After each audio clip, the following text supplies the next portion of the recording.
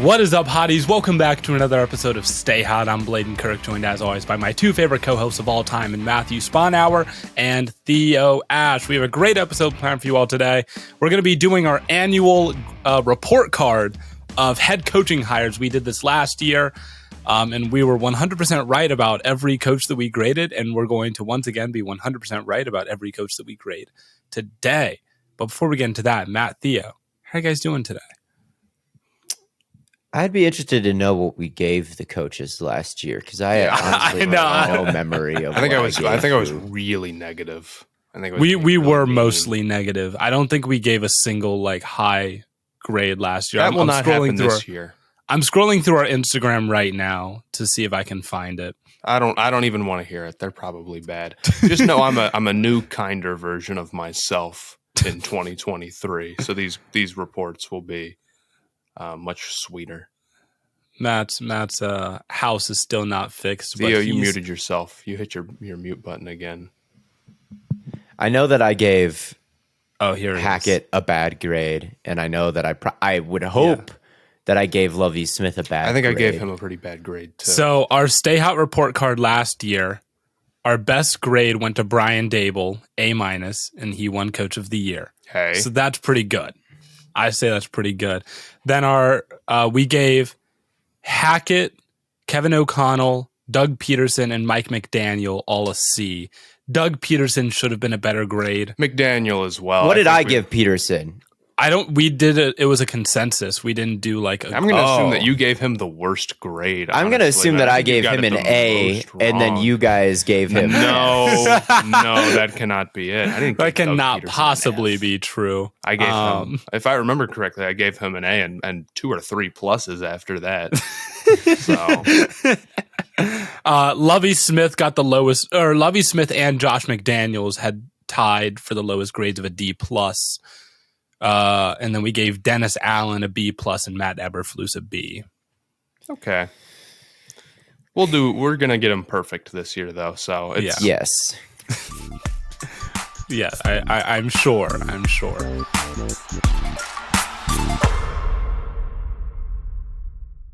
This episode of Stay Hot is brought to you by our friends over at HelloFresh. With HelloFresh, you get farm-fresh, pre-portioned ingredients and seasonal recipes delivered right to your doorstep. Skip trips to the grocery store and count on HelloFresh to make home cooking easy, fun, and affordable. That's why it's America's #1 meal kit. Now, if you're like me, trying to eat healthy on a college student's budget, look no further than HelloFresh. Cut back on expensive takeout and delivery and get started with HelloFresh's latest line of meals featuring robust flavors and filling portions ready in less than 15 minutes. You'll love just how fast, easy, and affordable it is to whip up a restaurant-quality meal right in your own kitchen. With ingredients that travel from the farm to your table in less than 7 days, you know HelloFresh is hooking you up with ingredients more fresh than a Joe Burrow pregame fit. Now, I've recently started going to the gym a little bit, trying to get those gains. HelloFresh makes it easy to get all the nutrients I need. So go on over to HelloFresh.com/StayHot65 and use the code StayHot65 for 65% off plus free shipping. And again, that's HelloFresh.com/StayHot65 and use the code StayHot65 for 65% off plus free shipping. Derek Carr is officially a free agent. This has been the speculation is that he probably would be, but he now is.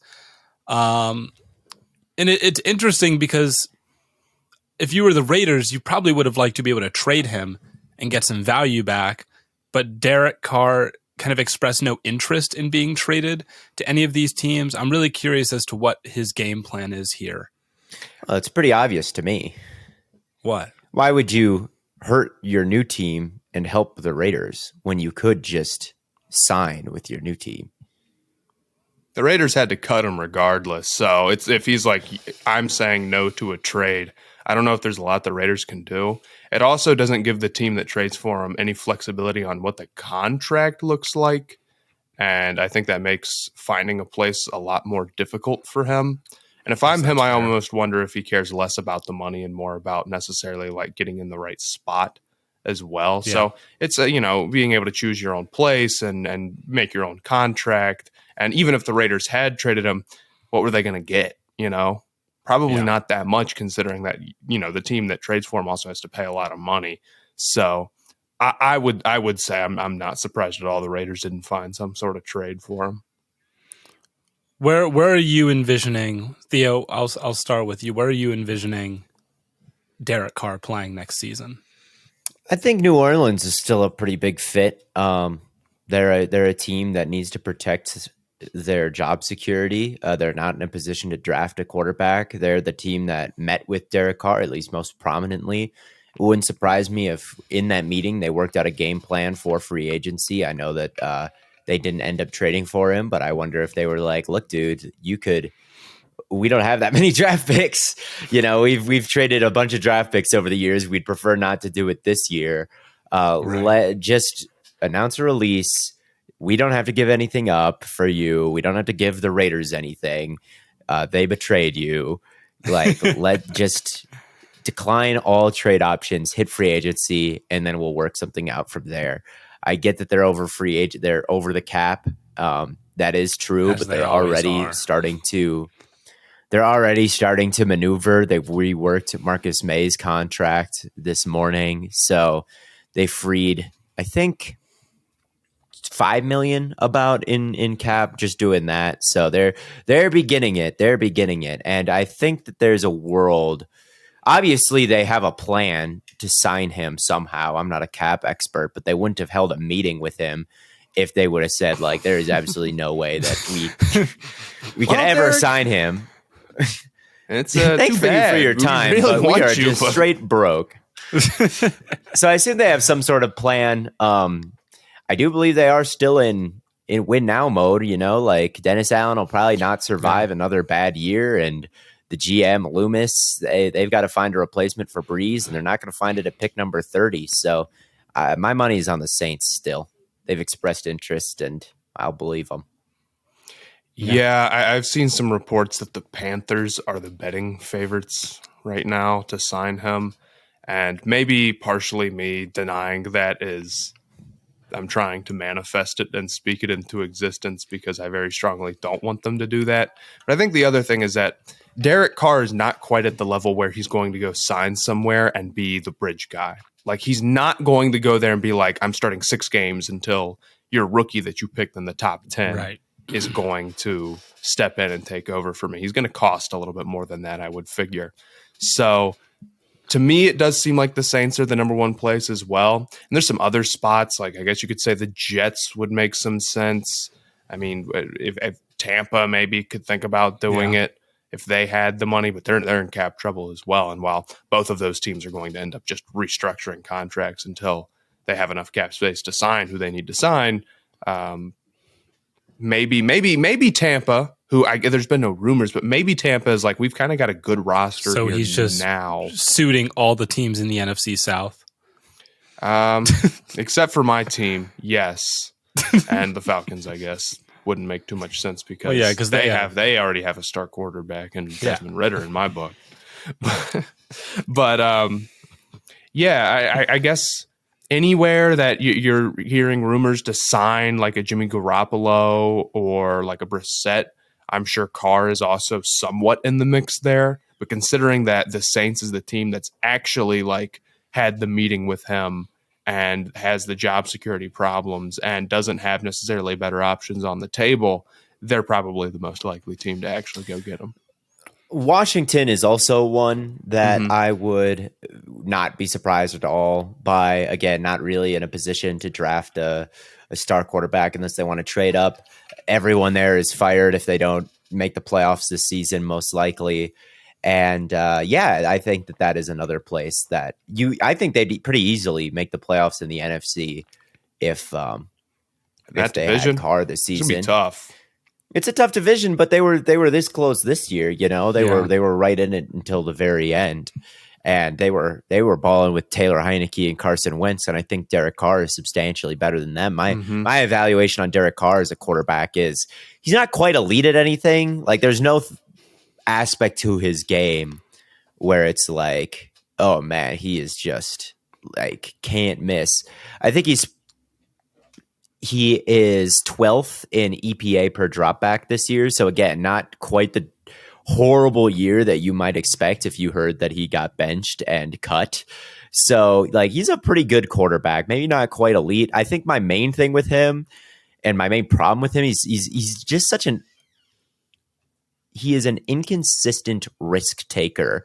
Like there is no rhyme or reason to if he feels like fitting the ball in tight windows in a game or in a moment or not. Like sometimes he does it to an extent where it's too much and he throws a pick. Sometimes he doesn't do it at all and there's something wide open and he takes the check down. Sometimes he does it and it's a great throw. Like it just is like, what are you? What do you want to be when it comes to aggressiveness and tight window throws? I can never quite figure him out because he doesn't. He's exactly it like the varies Raiders. Wildly. Yeah, it varies wildly. He is the Raiders. Situations. They're either super aggressive and in making moves in the offseason. They got Devontae this past year. Or they're super passive and trading all their guys away. And it's like, and sometimes it works decently well. Sometimes they fall flat on their face, you know? He's an interesting quarterback. I think that he's definitely not trash. Some people think he's trash. I definitely don't think he is. Like he's pretty accurate. You know, he can get it done, quick game. Like I trust him to operate an offense, keep it on the rails. And he does offer a bit of big playability. Like I've seen it push the ball down the field. He's just I'd like to see it a little bit more sometimes. Yeah. It's just like, there it is. Like I remember versus the Rams game, there were some throws to Devontae that were just beautiful at the beginning of the year, testing Jalen Ramsey. And then you just didn't really see it much the rest of the game, although he didn't throw it very much the rest of the game. So I don't know. He's an inconsistent player, but he's not consistently bad. That's for sure. So not many. You can't say that it's about more than everyone. you can say for a lot of guys. Yeah. And maybe people calling him trash is just like, you know, people call franchise quarterbacks trash in the NFL cultural zeitgeist. So it's pretty hard to not be called trash as an NFL quarterback. But I think a lot of the options too, the Saints, Washington, the Jets, if you want to throw them in there, the Buccaneers, if you want to throw them in there, although I think both those two teams are pretty fringe, all have pretty reasonable weapons that you'd think, okay, he's not going to somewhere that's got nothing. Dotson and McLaurin and Samuel are real good. Olave and hypothetically Michael Thomas are pretty good. Michael Wilson Thomas is so gone. That dude is bad. Michael Thomas is so. Do you know how much what his cap hit is supposed to? He is the highest cap hit in the NFL next year. I am 100% certain that they would not actually end up paying that if he stayed on the team. Exactly. That's the point. It's a fake contract. It's like the Taysom Hill deal. Like it's the whole point is they're going to get off of it because the dead cap is like nothing. We'll see about him, but they'd have Kamara, who didn't play at a particularly great level this year. But you know, Olave is a franchise great receiver, so we'll see who else they can add. And Tampa obviously has Mike Evans. I think it would be a great move for all of these teams. Honestly, I Michael think that Thomas all of is those owed teams $13 million. This year? Yep. Or next? Oh, well, then this year he'll be there, but next year he's gone. Yeah, I think that all of these teams would do well to sign Derek Carr, and I do think that he'll get paid a pretty handsome sum. I really do. Around $20 million. You think? I think it could be even higher than that. Yeah, I think it could be. If Daniel Jones, I think, is pretty much guaranteed to make that $30 million. I think it's going to be like I talked about with Maybe Geno. so. Around that franchise tag type of money, but I think he'll get completely off maybe, base. Maybe he'll get a little bit more, but I wonder. I think the guarantees on his contract are going to be quite low. Would be my guess. That could be true. It could be incentive laden, but I think the overall number when Schefter tweets it out and says the New Orleans Saints have signed Derek Carr, I think that number to a 3-year, $100 million deal. I think that number is going to be. The quote tweets are going to be insane. Yeah, it's going to be bad on Twitter. But I don't know. I get it if you're them. You know, if you're trying to save your job, I would consider. I'd look into Derek Carr. Not a lot of better options out there. You don't get the opportunity to sign a guy like that very often. Yeah, I mean, the free agent quarterbacks are what? Garoppolo, Brissett, and Carr. Like, that's pretty much it, right? Am I forgetting anyone? Trubisky. Geno. Okay, so I guess Geno, but Daniel Jones at the moment, but yeah. Geno those guys are Seahawk for sure. and Yeah, Daniel those guys. Jones is a Giant for sure. Geno and Daniel Jones are staying, I fear. But yeah, let's get into some head coaches. We'll talk about how perfect all of these guys are. And I think we can start with the Cardinals, since they just and we're going to end up talking about both of the Eagles guys here. They just brought in Jonathan Gannon, which, Theo, you've been critical of recently. You still feeling negative about this move? Or yeah, I am still feeling negative about this move. I mean, I'll say this. I like the Eagles' culture, and I trust. A lot of people don't like Sirianni, but, after they lost, there was that very united message from everyone. Like, we beat ourselves. This is not all on that final call. And that's pretty rare to see. I thought that they handled themselves very well. I think the culture in that building is good. And I think that I would definitely be interested to be adding someone who just built those Eagles. I definitely would be. But Gannon, I don't know, man. Like, his defense did not rise to the occasion this year. Like, in the biggest moments versus Dak Prescott, when the Cowboys were fully operational, they dropped 40. That was the warning sign for what would eventually happen in the Super Bowl, when maybe the numbers for Mahomes don't look like that crazy, but you got to remember that they didn't touch the football very much at all. So every time they did touch the football, he was picking up first downs. I think he picked up a first down on half his dropbacks. They scored every time they touched the ball in the second half. Just overall, it was a very passive defense, and one that didn't live up to expectations in the big moments this year. And it's like, was that performance worth a head coaching job from the defensive coordinator this year? I don't think so. Yeah, it felt like the guy to go get. I mean, if we're talking about people who operated like a great defense on, maybe with a super talent, a lot of talent, I thought Ryans was the guy to go get. And while culture definitely accounts for something, it's hard to tell whether or not how much of that is Gannon. Like, yeah, it could be, but also maybe it's Sirianni. Maybe it's just the overall office. And while I feel like culture for teams definitely does matter, and the Cardinals are a team that definitely needs like a culture guy, culture guys get fired a lot. Guys who get hired for culture, they have a hard time lasting.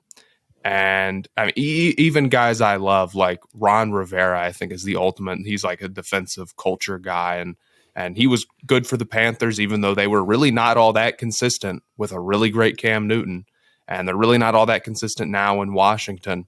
I do doubt, unless you feel like he's given you a real strong edge in the play calling or in the scheme area. I don't know what the benefit is supposed to be. I also think that they did not play a particularly tough schedule, and they had a lot of talent. And it's like, I think things kind of just broke their way. It's like, maybe they were ranked as the number one defense. Were they the number one defense this year? No, I don't think so. I don't think they were better than the 49ers. They led the league in sacks.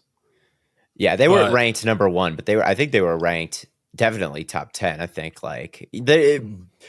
different stats say different things, but they were definitely ranked consistently in that like 5 to 8 range. And obviously they had all those sacks. So the results are there. But yeah, and his mentor, Vic Fangio, was in the building all year. We talked about this with Brett. They signed him at the very end so he could get a ring if they were to have won it. But he was there the whole year. It wasn't just the last 2 weeks of the season. So I don't know if it's fair to say Gannon had someone holding his hand, but it's not like we kind of saw him on his own. His mentor was there. He was able to bounce ideas and get helped by one of the great defensive minds and a defensive coordinator. We'll see. He keeps going back and forth in Miami.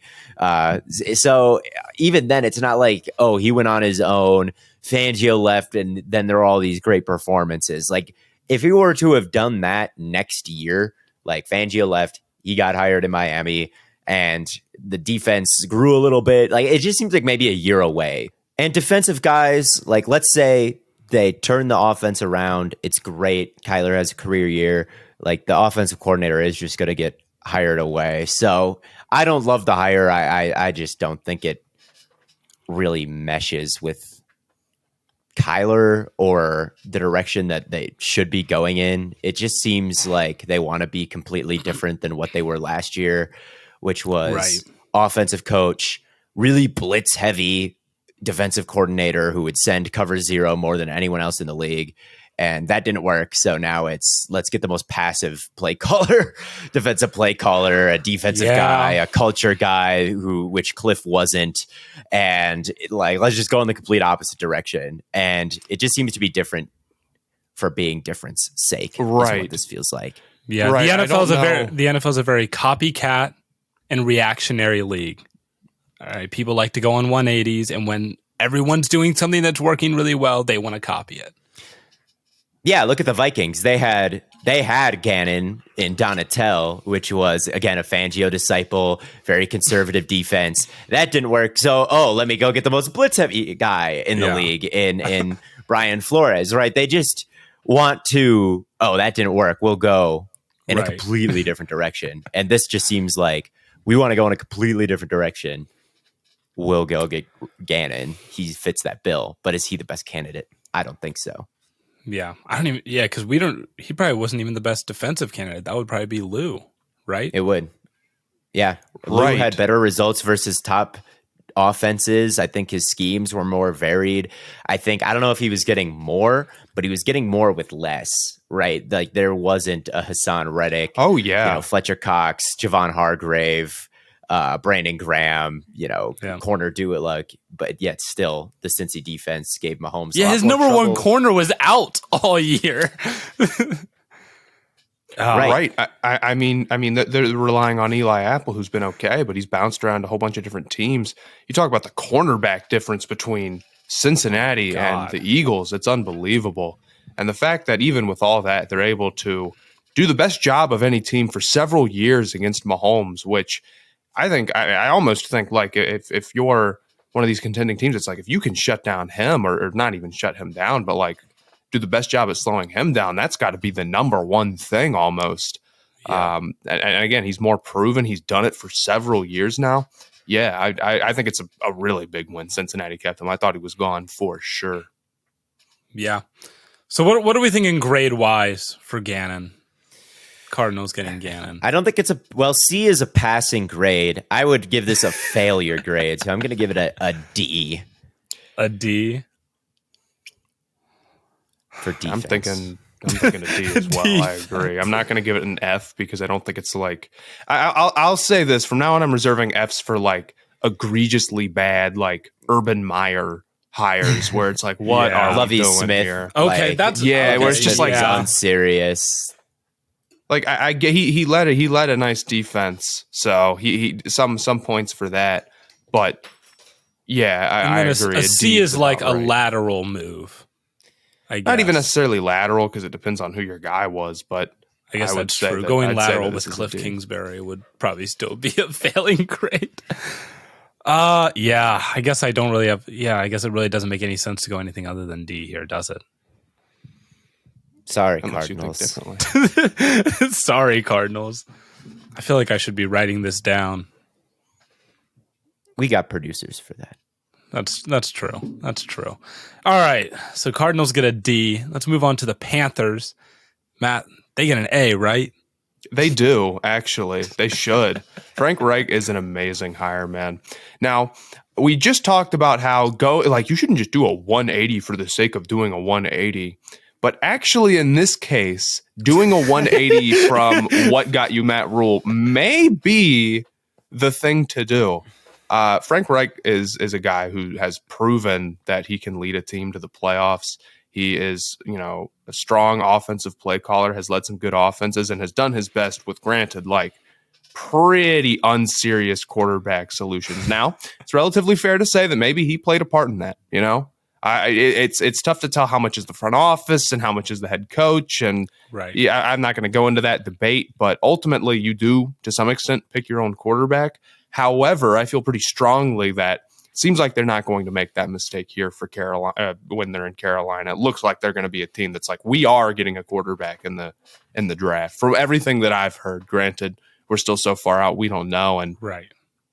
I still don't trust this team. I still don't trust this team to make the right decision in that way. But not only was he, I think, a strong hire, and am I excited to have the first offensive coach in Carolina Panthers history. First offensive head coach in Panthers history. Is that true? Yes, it's true. In the history of the team, they have only had defensive head coaches.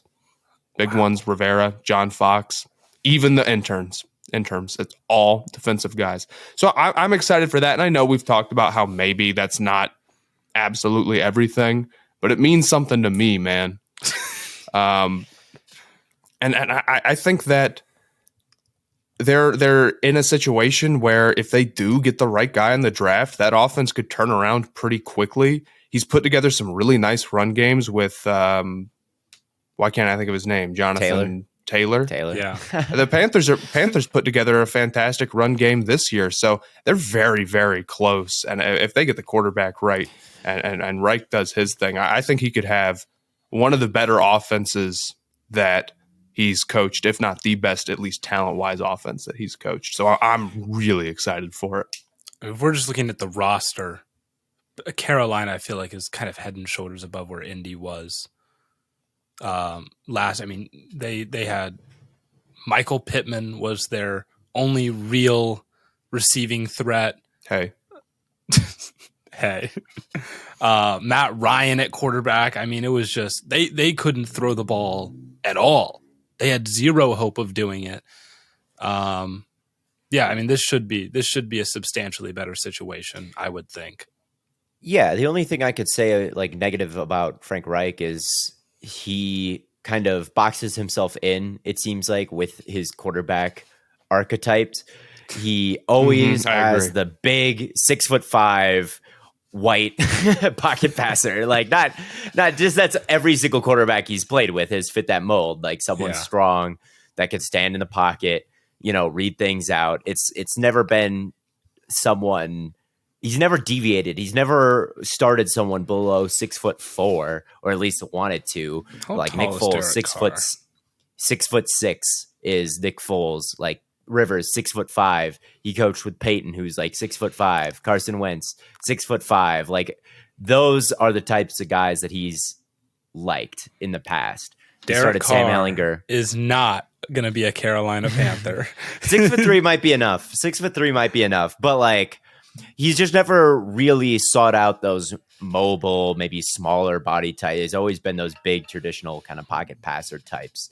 So maybe that limits him a little bit in what he wants to do. But he has led, like with Phillip Rivers, when he was on the Colts, that was a top 10 offense. And they went to the playoffs and they gave the Bills all they could handle, right? So that type of quarterback does well in that scheme, right? He does a pretty good job. He just likes what he likes. So I think that might be the one thing with him is like maybe it limits if Anthony Richardson is on the board or Bryce Young is on the board and they have a chance to go get him. Like, will he pull the trigger on that? Because he tends to like guys more like maybe Stroud, who is 6'3". You think of him as more of a pocket passer. Levis, he's also 6'3", I believe, but that traditional quarterback body type and play style. Like, is he going to limit what the Panthers quarterback options are? That's my only real concern with him. But outside of that, like, he designs good offenses. I love the run games that he's designed. Trap. My favorite run play in the league, trap. He runs more trap than anyone else. And yeah, I like it. He embraced the RPOs with Doug Peterson before anyone else did back in Philadelphia. And overall, like, very good designing a pro style, like, guys are catching it on the move. It's varied. It's diverse. Like I like what he's done. So I think if they can get the quarterback, and even if it is Carr, I wouldn't be as upset as you would be, Matt, because I think that would almost lock in a division title for you if the Panthers got Carr. Not So saying like, much. That could still be like 7 wins. yeah. I disagree pretty strongly about Carr. I think ultimately, like considering we have a first year head coach, if they're like, we're going to go pay Derek Carr, that's not what a team heading to the Super Bowl does. And I think that's the expectation, to be completely honest. So I get that. I'm sick of not drafting quarterbacks. We've done it. Yeah. We've tried it. I understand that. Yeah, that is true. But I'll give it a B plus. I don't know. I'll say a B plus. That seems about right. Matt, are you going to give it an I A? don't care. I'll give it an A minus. I think I guess it'd have to be something really special to be. I don't know. It's an A. He was the first coach signed. I mean, they had their pick of anybody, and maybe not. I don't know what else I'd be but expecting for an A. I'd save a plus for something like an Andy Reid or a Bill Belichick, where it's like, oh my god, this is one of the greatest coaches of all time. Like How'd you get how him? Something like that. Other than that, though, I think Frank Reich is an awesome hire. So I'm going A. Okay. Also, all right, I'll go A minus as well. I guess I don't care. And then I'll go B plus, so we get a nice A minus average. All right. Okay. Why do you? I'm just trying to clean up the averages here. I see. You know. What do you want me to do? Go A plus, so our average is an A. Is that what you want me to do, Matt? No, I want you to. B plus is fine. Thanks, man. All right. That brings us to Denver, and they got Sean Payton. This might be one where, like, if there was an A, like a close to an A plus, this might be it. I do like Sean Payton. I'm a little bit worried he's just going to mail it in, and he's doing this for the paycheck. I'm a little worried about that. That would be hilarious. He's good. I'm concerned if he's locked in. I saw him at Media Day go around, and they asked him, like, why are you excited to coach Russell Wilson? And he would just be like, yeah, I love Russ, one of the greatest players in our league.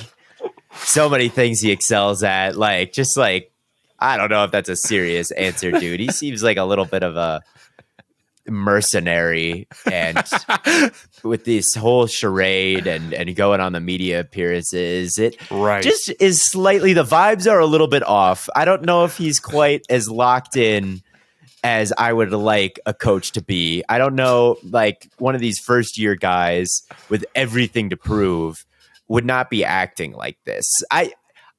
I'm not that worried about it, because I do think at the end of the day, he knows what he's doing.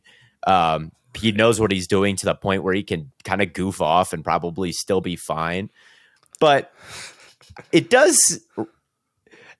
The Theo Ash NFL vibe check is what I graded all my coaches on last year. And right now he has a little bit of a grime to him. He is a little bit slimy vibes right now. Slimy. So alarm bells are going off. He is from the Saints. So that right there tells you plenty. Yeah, you're right. I think you get to Colin Cowherd interview number 3 about where he's going coaching wise, and you're like, dude, come on, man. Just pick a team, you know? No, the Kay Adams appearances were always great. And Kay Adams is interviewing him during the season, asking him questions. I didn't even see those, but I don't know. I kind of agree. I also had something against the Panthers getting him, considering not only he was from the Saints, but that he was part of a team that had the bounty gate stuff. That's and true. I think I did that line up with when Cam was in the league. I don't know, but I'm going to pretend that it did. So Bounty Gate would have been before Cam. Well, it was in 2009 at least. Did it go to 2010? I thought it was before the Super Bowl, wasn't it? No, it was the year they did win the Super Bowl. Oh, it was that? I thought it was like the year before. Okay, wow.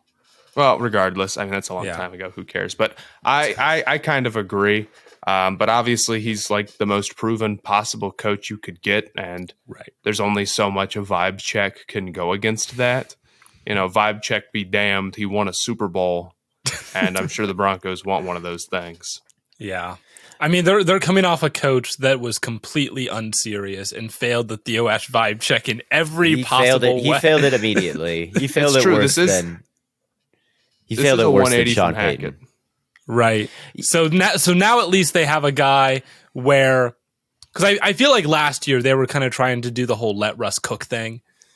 And that just wasn't, it just didn't work. And I don't blame Hackett for his play calling. I don't think Hackett was a horrible game manager at the end of game situations. He would fumble, and I don't know what kind of presence in the locker room, if he was super well respected there. Maybe he was, maybe he wasn't. I don't know. But there are guys wide open on Denver Broncos tape, right? And Russ is just not throwing it. Russ was a bigger problem than Hackett was. And with Hackett, obviously he's going to design his offense and try to they just traded all this for Russ. Your plan has kind of got to be Russ is pretty good, right? Guess, so I don't blame him for that. Sean Payton gets the benefit of knowing that Russ isn't that good anymore. That is very important context to know when you're designing an offensive identity, right? Right. Because we saw him do it with Breeze. Right. We saw him do it with Breeze, and we saw him do it to some extent with Jameis. And honestly, I think Russ is much closer to Jameis than late stage Breeze. I would take late stage Breeze in a heartbeat over Russ, because at least late stage Breeze can get it to the open guy underneath. Oh my God. I mean, but how long did it take to get there? Those balls were moving so slow. He made it work for a long time. Basically, he made it work for a long time. Possibly be able to throw a deep ball, which is hilarious. I just remember he was talking about when the moment he knew that he was sapped was he tried to throw a seam against cover 3, and it just did not get there in time. And he was like, "Oh, it's about that time." Yeah. So what they did with Jameis, and Jameis, obviously, I talk about this in my Sean Payton video. Jameis, the longer he holds the ball, the more likely he is to do something stupid, right? Any kind of deep drop back, he'll drift around. He won't get the ball out. He'll push it down the field. So what Sean Payton did is basically force him to get the ball out immediately. Sports Info Solutions, I was looking at his drop back length, and what the big change from the 2020 Saints to the 2021 Saints from Breeze to Winston was an uptick in 0 to 1 step drops. So basically he would get the ball in shotgun.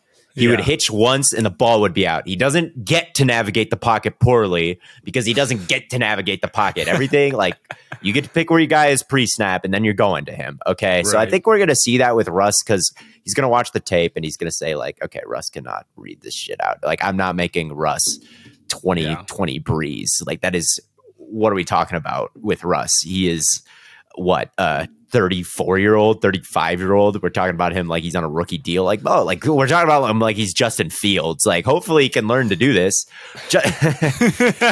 Russ is 34. He is not 36. young like Fields. Yeah.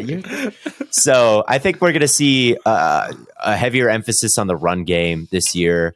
I think we're going to see more very quick one-step drops. I think we're going to see more screens and a handful of times a game, because Russ has still got a bunch of arm strength. A handful of times per game, we're going to see a play action deep shot and hope he can still hit that. And everything else, we're going to try to help him out in other ways. That's what I think we're going to see. We're going to get the 2020 Baker offense. That's what we're going to get. Yeah. And I think Sean Payton will be able to deliver that. And I think things will just be better.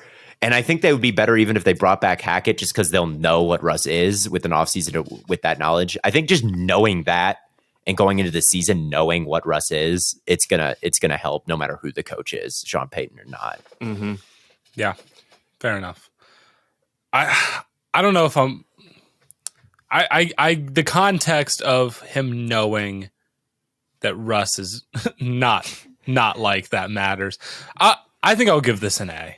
You could not feasibly, I think, do better than this, given the situation. They needed to make a splash. They really did. They to save everything. They have no hope in the Russ thing working out. That deal was terrible, one of the worst of all time. Right. The deal and the ensuing contract. The only thing, there's no free agent, there's no draft pick that could save them. Their only chance is hiring one of the best coaches of the last 20 years. Yeah. So I think they had to do this, and I'll also give it an A. Even it's a very dubious A. He's like eyebrow raised, but sure. I think a coach of this level, without the dubiousness and the giving up the first round pick, would probably be an A plus. But unfortunately, again, Saints guy headhunted, I guess. Jake Delhomme. F incoming. No, I'll give it an A as well. And I was honestly almost thinking A minus, but I disagree with that. I think he'll do a pretty good job. Brother was just going to be a jerk, just because. And even if he doesn't Saints. save Russ, even if he doesn't save Russ this year, because I think that's a pretty big ask. Yeah.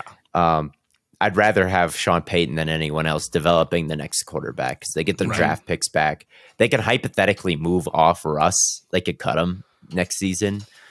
So they could. It break glass in case of emergency. So you'd still have Sean Payton to develop Caleb Williams, Drake May. Question mark? If Russ is terrible.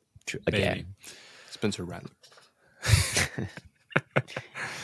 All right, that brings us to the Texans getting DeMeco Ryans from the 49ers, who actually led one of the best defenses in football consistently. I mean, we gave Jonathan Gannon a D. There's basically no way DeMeco's in that same vein. And Theo, you've talked before, these Houston Texans linebackers, they just need like, it's the Kylo Ren like moments, like you need a teacher.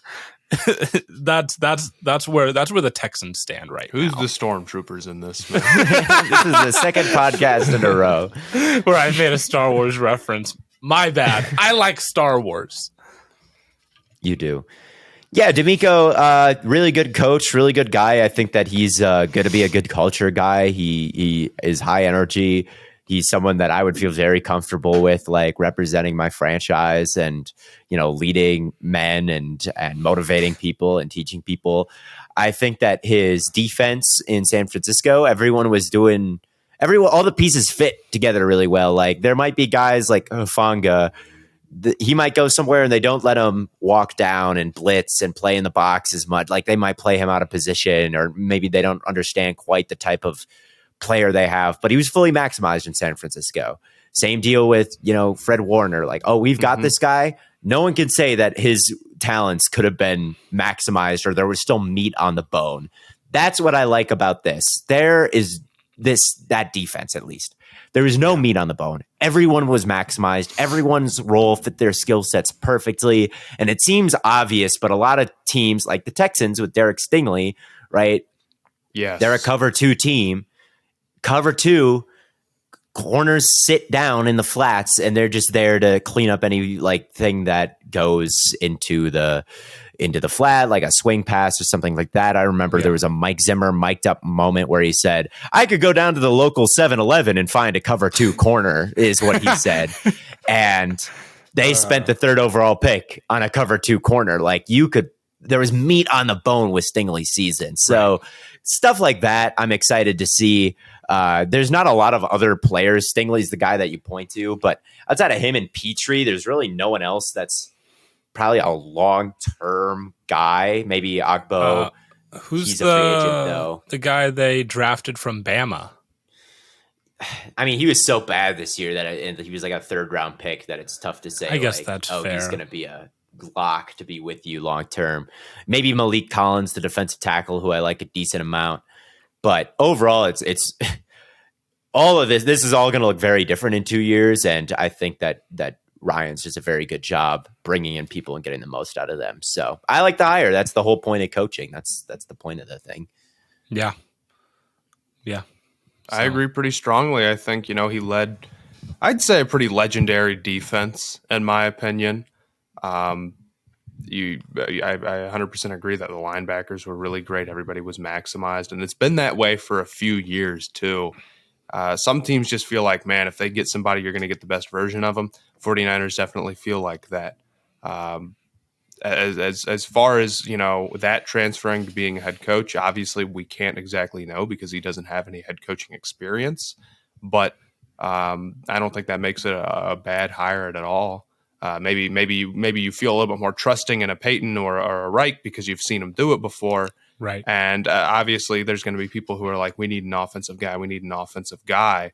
But I don't even necessarily, again, we don't even necessarily buy into that 100%. And if you are going to go get a defensive guy, it should be somebody like DeMeco Ryans. Right. And I think you can trust with Robert Saleh coming from the 49ers as well. Right. That's a good point. You have an understanding. It's like, you know what?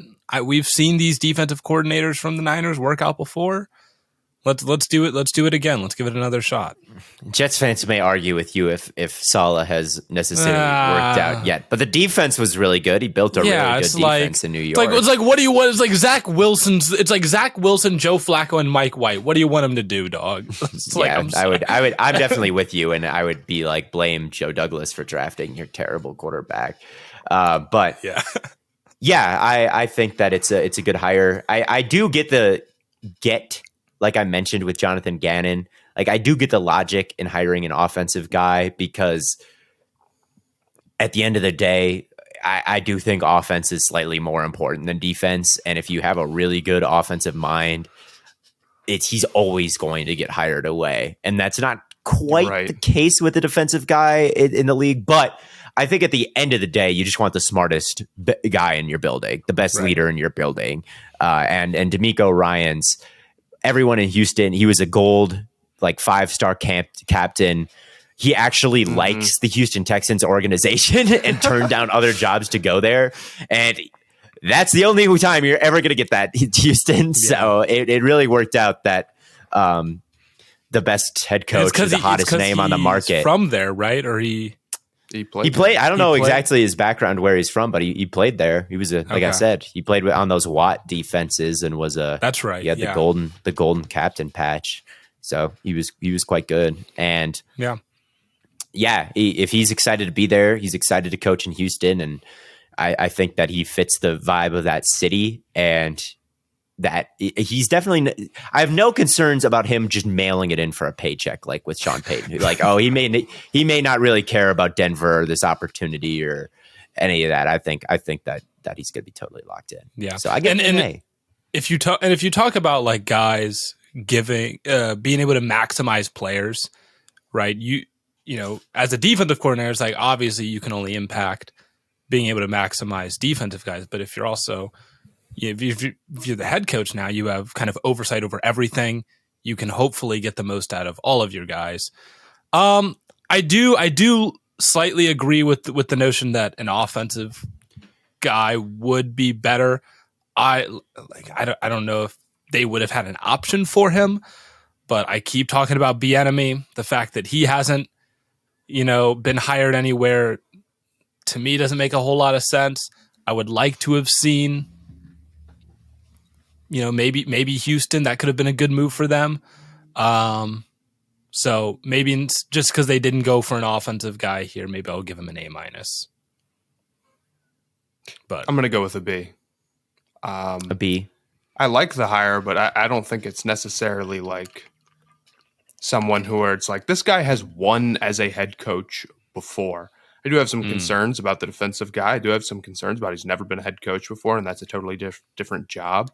And that's I think if we're looking at C as average, I'm still calling this a good hire. I still agree, but maybe I think that's maybe just because my scale is a little bit different, not necessarily because I disagree with you guys. I am leaning into the trust from the Saleh move a little bit as well in that. So I don't know. He brought in a Shanahan guy, Bobby Slowick, to be their offensive coordinator. He was the passing game coordinator so we know that they'll have a good that has a 100% hit rate. So it's going to be a great offense. Does it really have a 100% hit rate?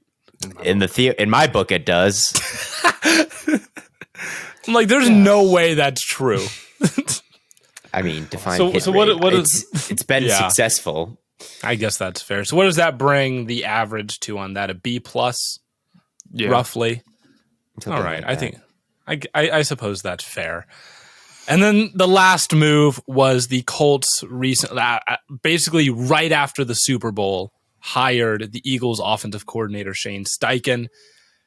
They do love to hire some Eagles offensive coordinators. I mean, we talked about this. Was it on the live stream where like, or maybe it was right after the Super Bowl where it's like both Eagles coordinators got hired after this game, but neither Chiefs coordinators did?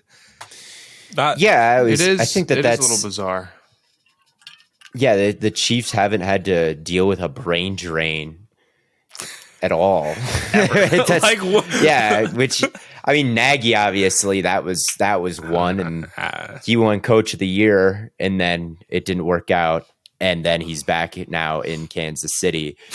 So, yeah, I don't quite understand why everyone is just letting all these Kansas City guys just stay in Kansas City. Like, perhaps they know something. Like, I see the designs of the Andy Reid offense and it looks pretty dope. And Doug Peterson worked out, and Frank Reich was like not bad at all in Indianapolis, who came from Peterson. Like, we're these Reid fingerprint guys. It's not like they never work. I don't understand. It makes my head spin, though. It makes my head spin, like Steichen and keeping track of like Peterson's disciples, and then Sirianni was Reich, who is in Indy, and then Sirianni went to the Philly, and then now Steichen is in Indy. And I'm like, wait, what is going on?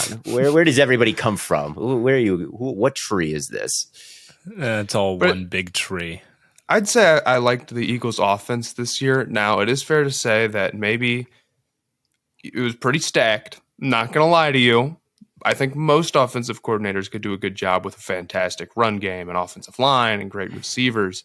But what I thought impressed me was the fact that they were able to do a whole lot of everything. And when different games called on them to go with different game plans, sure, they did have the tools to go and do whatever. They were actually able to go do that. And it feels like they maximize their players and use them in ways where it's like for instance, the sneak stuff. That's maybe one like small example of it, but they're the only team that has the guy to do that in Jalen Hurts, where it's like we can just push the pile and we draw up our sneaks a little bit different than most teams. And the success rate on those, I guess, is 100%. And when we get on the goal line 2 yards away, we're just like, well, we're going to sneak it in there because we can. And we're going to have our guys get so low, and it's going to look like we're playing rugby or something. And that might just be one example of it. But I really liked how the Eagles were able to go win games in different ways offensively. So it makes you feel pretty good about him being able to adapt to whatever team is built in Indianapolis. Yeah, I think that everything was not only very talented, but also perfectly designed. Like, everything they were able to do off their option game, like, everything looks the same until it's not the same.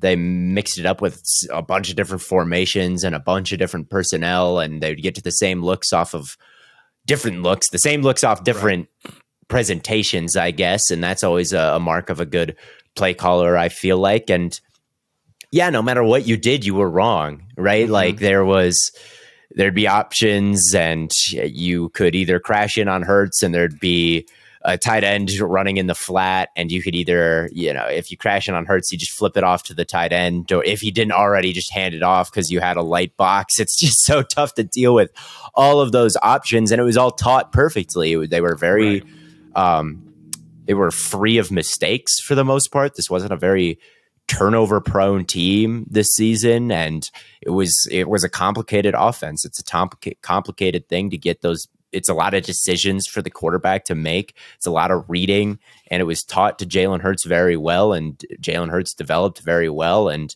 yeah, I think anyone would be interested in working with Steichen after that. I think that the offense was designed better than the defense was from just a schematic standpoint, which is why I like this more than Gannon. The culture was good, like I said earlier, and he's worked with several different quarterbacks. Like, he developed Justin Herbert a bit. He worked with Rivers in San Diego, and then he kind of, Hurts is a very different kind of guy than those guys. He got results with him too. So I like the coach. I think he's a very serious hire. He's a very serious hire and a very good candidate. I will give Steichen this much credit. One of the big concerns that people have had with Bieniemy is that, well, he's not the play caller, right? That's still under Reed's jurisdiction. But Sirianni gave up his play calling duties to Steichen. I think it was at the midpoint of last season. And since then, I mean, the offense has skyrocketed. So, I mean, if you look at, in Indy, and if they can bring in a quarterback and you're like, well, I can trust him to develop a quarterback. Look what he did with Hurts. I can trust him to really elevate our offense. Look what he did, with the Eagles over the last year and a half. I think I can definitely understand there's a lot to be excited about there. And he's kind of got a blank canvas too. I don't have too much to say about what this could look like, because I still think that they could trade up to number 1 in the draft. I still kind of anticipate. Yeah. I still anticipate that happening, and from there, I think they're going to let Steichen choose his project. And it could be it could be someone like Richardson. If you think like you could do all the Hurt stuff with Richardson, you absolutely could. Or it could be someone a little bit more developed than that. And maybe you want someone who is just going to execute my vision, like a Bryce Young or a CJ Stroud, right? Like, I've got the play calls. You just need to hit the throws. Maybe you don't want a Richardson. Maybe you want someone else. So there's a million different directions I think they could go in. But I'm very interested, and I have a lot of faith on Steichen. I think that he did a fantastic job this year. Yeah, the only thing is there's still Bieniemy on the table, and I think maybe Bieniemy with, what is it, year 3 now of leading the number 1 offense? Like, it's like, even if he's not calling the plays, he's designing an offense that works, right? You don't just have an offensive coordinator on payroll that does nothing.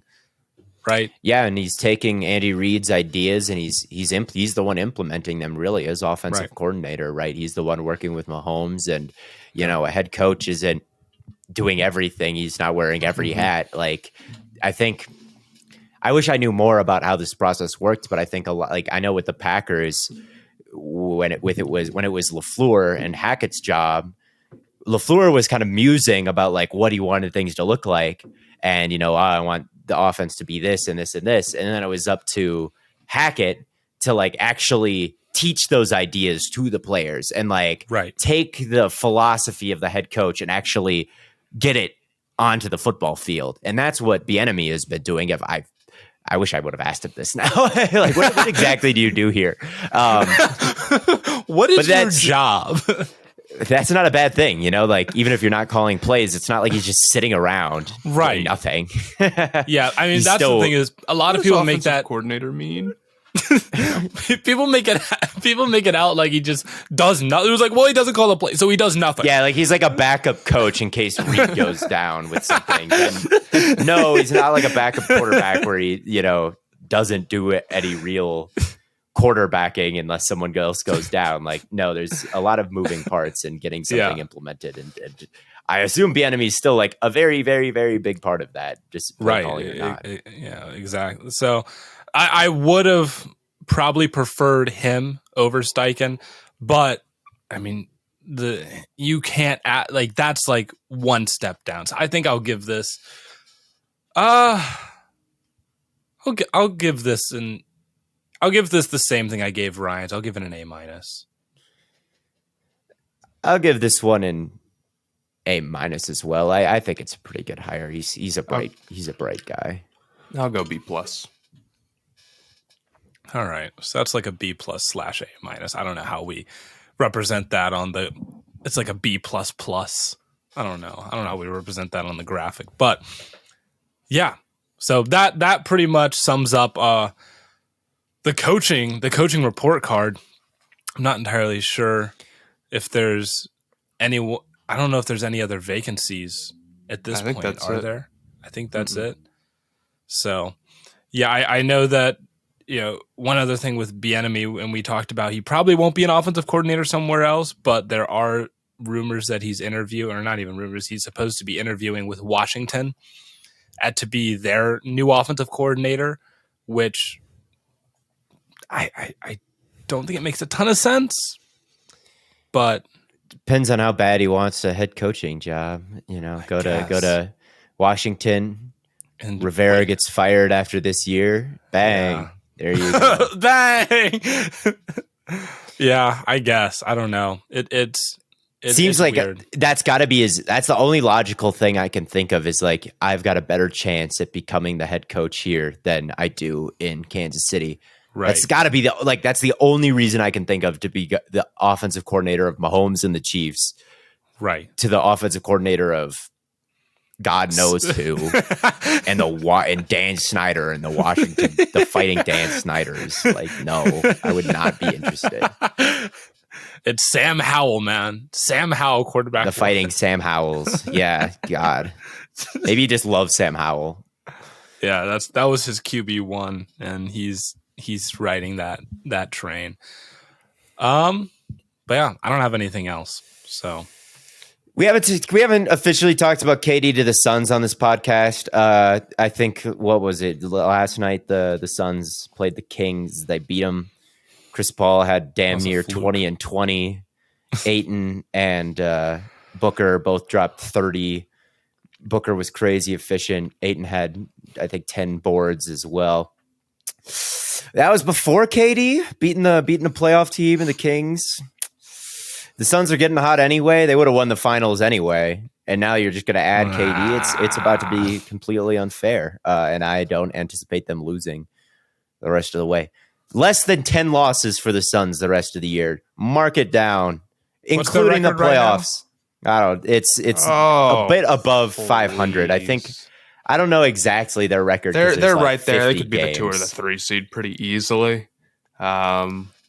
Maybe the Grizzlies will be a little hard to pass up. Nuggets are probably. I'm not worried about the Memphis. I'm just talking about the regular season standings, brother.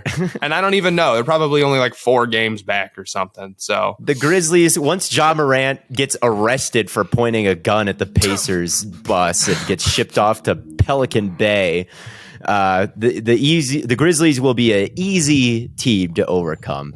All right. Well, you don't play Cleveland the rest of the season, so yeah, you can go undefeated. Really, all comes down to how many Hornets games you have. I don't know. Let me be negative about this team. Chris Paul, choker. Devin Booker, like half his playoff games, he shoots 20% from the field. Kevin Durant, I mean, he has not yet proven he can be the best player on a championship team, some would argue. And then DeAndre Ayton gets a mismatch and is scared for his life. So can we trust this Suns team? No, we cannot. They do play the first Hornets. round out to Sacramento. They do play the Hornets on March 1st, and they have to play the Kings twice again. That's at least 3 losses right there. The Suns have 27 losses now. They're not. That number is ending at 28. Not another loss. They have one more. They'll slip up once, but I can't see them making the same mistakes twice. I got one more in me. They got one more loss in them. Yeah, we haven't talked about that yet, but I am very excited for the upcoming playoff run. It's unbelievable. It feels surreal. I cannot wait until that big 3-0 plays together. It's weird to root for a team that is so good. I'd love to go to some games. Post All-Star break, I definitely got to get down and see the Booker, KD, Chris Paul trio in person at least once if it's right in the backyard. You must. Gotta. I still haven't been to a Cavs game, so that's weak. I haven't been to a Suns game this year, have I? Up in Flag, I don't haven't know done it yet. Yeah, no, I haven't. Weak. I don't keep. I've been to an NAU basketball game, but how was that? Suns game. Care. It was pretty low key. I've seen LeBron play. That's true. Really? I've been to a Cavs game, Bladen. Why haven't you? In fact, I remember that game very specifically. It was awesome. They shoot fireworks out of the thing. They fire when LeBron comes out, which is sick. And they were selling "fuck Steph Curry" shirts outside of the stadium. If that gives you any time reference of when. Well, those two teams played in the finals like every year 4 for 5 years in a row. So it gives me a I don't remember if it was before or after they got one. Maybe it was in 2016. But it was pretty sweet. Yeah, I can imagine, man. But I can't relate. Maybe once Bronny gets drafted and then LeBron comes back to Cleveland and they play together, then I'll get then I'll get out to a Cavs game. Maybe. But yeah, I don't have anything else. I know Theo, you want to talk about Kevin Durant, but we'll save that for another time and another day. But thank you all so much for tuning in. It's been a wonderful, glorious day. And as always, from Corn Boy, Bird Boy, and Lemon Boy, we will catch you all on the flippity flop.